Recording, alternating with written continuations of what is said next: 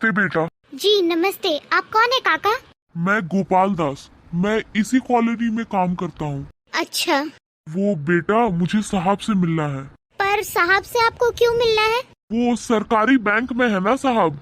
हाँ तो बेटा पिछले 3 दिनों से ना मैं बहुत ज्यादा परेशान हूँ। मैं बैंक जाता हूँ ना पैसे जमा कराने, तो वहाँ काफी भीड़ मिलती है। मुझे समझ नहीं आता कि मैं क्या करूँ। इसीलिए वो बेटा, ये 10,000 रुपए थे, वो बैंक में जमा कराना था मुझे। ओहो अच्छा, आपको बैंक में पैसे जमा कराने थे? हाँ बेटा। हाँ तो इसमें फिक्र की क्या बात है? आप ये पैसे मुझे दे दीजिए, मैं जमा करवा दूंगी। हो जाएंगे बेटा। हाँ हाँ बिल्कुल हो जाएंगे, आप फिक्र मत कीजिए। बस ये पैसे मुझे दे दीजिए और अपना अकाउंट नंबर वगैरह दे दीजिए। हाँ हाँ, ये लीजिए। हाँ हाँ, अब आप फिक्र मत कीजिए, मैं आपके पैसे आज तो नहीं पर हाँ कल जमा करवा दूंगी, बिल्कुल ठीक है। बहुत बहुत धन्यवाद बेटा, तुम्हारी बहुत मेहरबानी है। अरे कोई बात नहीं, कोई बात नहीं अंकल, इसमें क्या प्रॉब्लम है। अब मेरे पति आप लोगों के लिए ही तो काम कर रहे हैं, आपके पैसे जमा हो जाएंगे, ठीक है। एकदम हो जाएंगे। हाँ हाँ हो जाएंगे। ठीक है बेटा, चलता हूँ।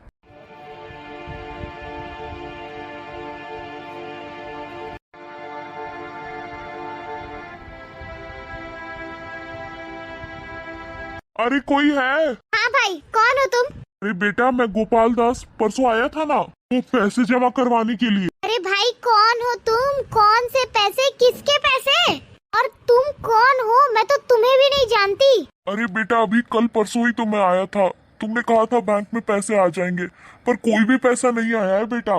बेटा, मुझे पैसों की सख्त जरूरत है। अरे कौन से पैसे? कौन से पैसों की बात कर रहे हो तुम? हाँ, पहली बात तो ये कि मैं तुम्हें जानती नहीं हूँ, तो फिर पैसों की बात आई कहाँ से?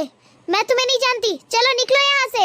ए बेटा, मैंने तुम्हें 10,000 रुपए दिए थे ना, कहा था साहब से बैंक में पैसे जमा करवा देना। तुमने ही तो कहा था कि पैसे जमा हो जाएंगे, पर बैंक में एक भी पैसा नहीं आया बेटा। देखो मेरा दिमाग मत खराब करो, मैं बहुत अच्छे से जानती हूँ तुम जैसे लोगों को, भोले भाले बनने का नौटंकी करते हो और पैसे ऐंठते हो। चलो निकलो यहाँ से, कहा ना मैंने, निकल जाओ यहाँ से। समझ नहीं आता क्या? अरे बेटा, मेरी बात समझने की कोशिश करो, मुझे इन पैसों की बहुत जरूरत है बेटा। आखिरी बार कह रही हूँ, चले जाओ यहाँ से। अगर अंदर आने की कोशिश की ना तो टांगे तोड़ दूंगी। अरे बेटा, बेटा सुनो तो। ये भगवान, ये क्या हुआ मेरे 10,000 रुपए? ये मैडम कह रही कि मैंने इनको कोई पैसा नहीं दिया। मैं कहाँ जाऊंगा भगवान, मेरा क्या होगा? इतने सारे पैसे अब मैं कहाँ से?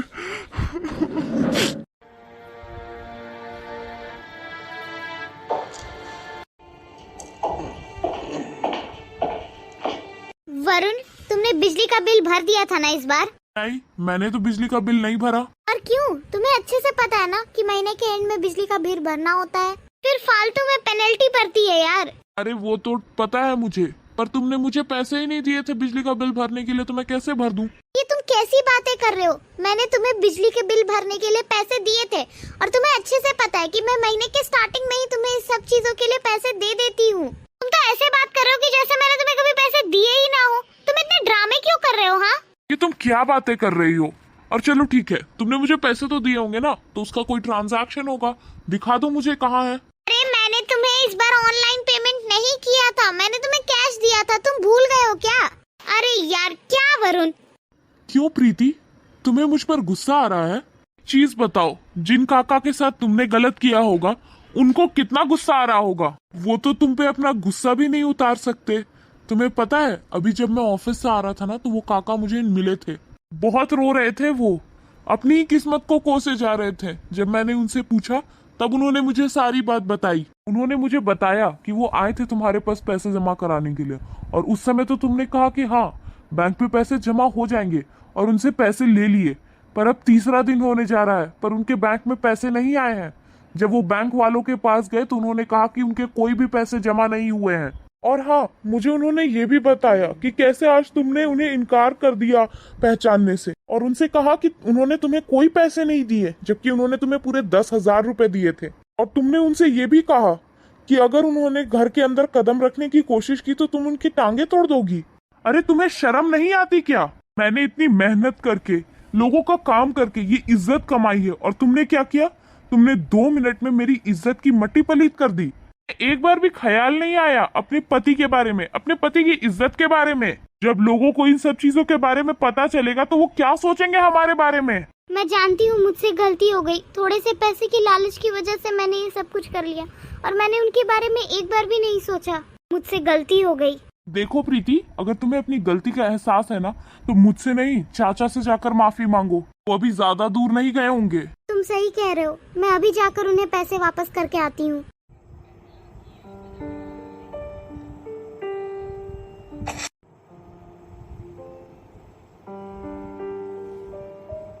काका, काका मुझे माफ कर दीजिए। मैंने झूठ बोला कि मैंने आपको पहचाना नहीं, बस कुछ पैसों की लालच में आ गई थी, इसलिए मैंने ये सब कुछ किया। हो सके तो मुझे माफ कर दीजिएगा, मेरी गलती है। मैंने आपकी मजबूरी का फायदा उठाने की कोशिश की, मुझे माफ कर दीजिए। ये लीजिए आपके पैसे। कोई बात नहीं बेटा, कम से कम आपको अपनी गलती का एहसास तो हुआ। किसी भी गरीब आदमी की आत्मा को नहीं सताना चाहिए बेटा। आपको पता है कि गरीब आदमी कितनी मुश्किल से पैसे जुटाता है। पैसों की असली अहमियत एक गरीब आदमी ही जानता है।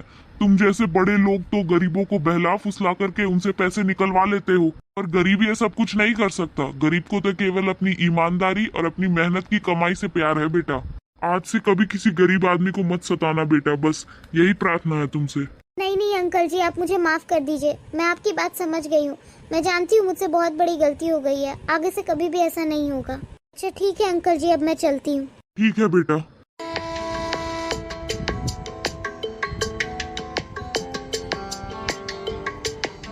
Guys, for more such videos, do like and subscribe the channel and share these videos and shorts with your friends and family.